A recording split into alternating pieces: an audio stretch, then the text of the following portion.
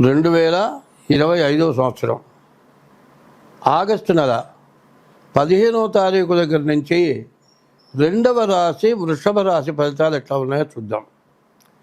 ఈ వృషభ రాశి ఎట్లా ఉంది అంటే, వృషభంలో తులా వృషభయోర్ భృగు శుక్రుడు అధిపతి. అటువంటి శుక్రుడు ద్వితీయంలో ధనస్థానంలో ఉన్నాడు. గురువు కూడా ద్వితీయంలో ధనస్థానంలో ఉన్నాడు. రవి మూడింట బాగున్నాడు. శని ఏకాదశిలో ఉన్నాడు. దాదాపుగా చెప్పాలంటే 1, 2, 3, 4 గ్రహాలు పూర్తిగా బాగున్నాయి. ఈ 4 గ్రహాల వల్ల వచ్చే ప్రయోజనం ఏంటి చూద్దాం. శని ఆల్రౌండర్, నీకు ఏది కావాలో అది ఖచ్చితంగా ఇస్తాడు. కానీ నువ్వు ఏదైనా తప్పు చేస్తే, పాపం చేస్తే మాత్రం నీకు మాత్రం ఎటువంటి పరిస్థితుల్లో శని నీకు సహకరించడు. అటువంటి దోషాలు ఏమన్నా ఉన్నాయి అనుకుంటే, తప్పేదన్నా చేశాను అనే ఉద్దేశం మీకుంటే, ముందుగా మీ డేట్ ఆఫ్ బర్త్ ద్వారా జాతకం చూస్తే మీ దోషాలు ఏంటో అర్థమవుతాయి. కాబట్టి శని 30 సంవత్సరాలకు ఒక్కసారి ఈ వృషభ రాశికి ఏకాదశంలోకి వస్తాడు. మార్చి 30వ తారీఖు శని ఏకాదశంలోకి వచ్చాడు. ఈయన 2 సంవత్సరాల 6 మాసాలు ఉంటాడు. ఈ 2 సంవత్సరాల 6 మాసాలు శని మీకు పూర్తిగా ఉపయోగపడేటువంటి రోజులు. కాబట్టి శనిని మీరు ఉపయోగించుకోవటం ఎంతైనా మంచిది. ఒక్కోసారి నాకు శని పట్టాడు అంటూ ఉంటారు. శని పడితే బాధలు ఎట్లా ఉంటాయో, శని నీకు మంచి స్థానంలో ఉంటే నీకు ఎదురుండదు. ఇక నా అంతవాడిక లేడు, అసలు నా లాంటి మగాడు ఎవడో పుట్టలేదనుకుంటాడు. కానీ శని వల్ల కష్టం వచ్చినప్పుడు మాత్రం అంతా పోగొట్టుకొని నష్టపడి ఏమీ లేకుండా కేర్ ఆఫ్ ఫుట్పాత్గా వచ్చిన వాళ్ళు కూడా ఉన్నారు. కాబట్టి శని మంచిగా ఉన్న టైంలో నీ జాతకం చూపించుకొని నీకున్న దోషాలు పోగొట్టుకుంటే నీకు శని ఏకాదశంలో 2 సంవత్సరాల 6 మాసాల్లో నీకు మంచి మేలు చేస్తాడు. అయినా ఇంకోటి ఏంటంటే, మానవ జీవితంలో మరి కనీసం ఇదివరకు లెక్క అయితే 100 సంవత్సరాలు, ఇప్పుడు 60 సంవత్సరాలు, దాదాపు 50 వచ్చేప్పటికీ ఏ పని చేయలేకపోతున్నారు. కానీ జీవితంలో ఒక్కసారి మాత్రం బాగా నీకు ఉపయోగపడతాడు.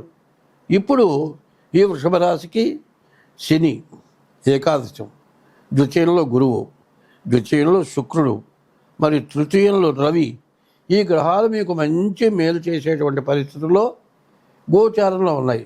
అయితే మీది పుట్టిన జన్మ నక్షత్రాలను బట్టి రాశి వస్తుంది. ఏదో పిలిచిన పేరుని బట్టి నా రాశి ఇది అనుకుంటే నీకు పని చెయ్యదు. కాబట్టి ఇట్లా చూడటమే కాకుండా, ఏమండి నాకు డేట్ ఆఫ్ బర్త్ లేదు అంటే హస్త సాముద్రిక ద్వారా కూడా మీ జాతకం నేను చూడగలను. మరి దానికి తగిన ఫీజు తీసుకొని మీ జాతకం చూడబడుతుంది. కానీ ఈ టైము మీకు చాలా మంచి టైము. మంచి టైంలో మనకి ఏదైనా చెడు ఉంటే పోగొట్టుకోవాలి.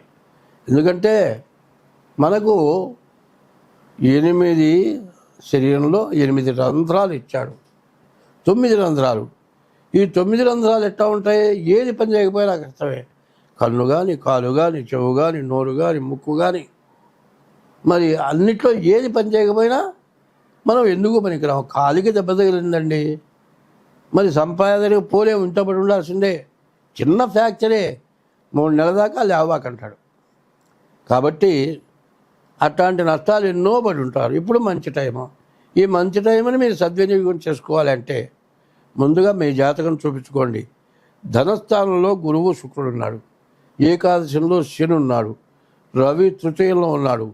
విద్య వస్తుంది, బాగా ఉద్యోగం వస్తుంది, మంచి నీకు ఉపయోగపడే భార్య వస్తుంది. రవి రేఖ లేకపోతే వాడి జీవితం వృధా అని మరి హస్త సాముద్రిగా చెప్పారు. అటువంటి రవి కూడా తృతీయంలో బాగున్నాడు. ఈ రవి వల్ల వచ్చేది ఏంటంటే మంచి ఉద్యోగం వస్తుంది. కాబట్టి మీది గోచారం కరెక్ట్ అవునా కాదా చూసుకోవటం అవసరం.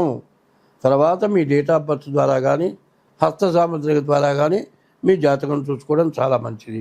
ఈ 2 సంవత్సరాల 6 మాసాలు మీరు జాగ్రత్త పడితే మీరు మీ జీవితం కాదు, మీ పిల్లల జీవితంలో కూడా, మీ మనవళ్ళ జీవితానికి కూడా సంపాదించుకోగలిగిన మంచి సమయం ఇది. ఈ సమయాన్ని వృధా చేసుకోబాకండి. అట్లాగే శని బ్యాడ్ టైము, ఏలినాడు శనిలో ఉన్నది మొత్తం పోగొట్టుకొని కేరా ఫుట్పాత్ అయిన వాళ్ళు ఉన్నారు. అట్లా కాకుండా ఇప్పుడు మంచి సమయం. 2 సంవత్సరాలు 6 మాసాల తర్వాత మీకు ఏలినాడు శని రాబోతుంది. కాబట్టి గోచారరీత్యా మాత్రం ఏలినాడు శని ఖాయం.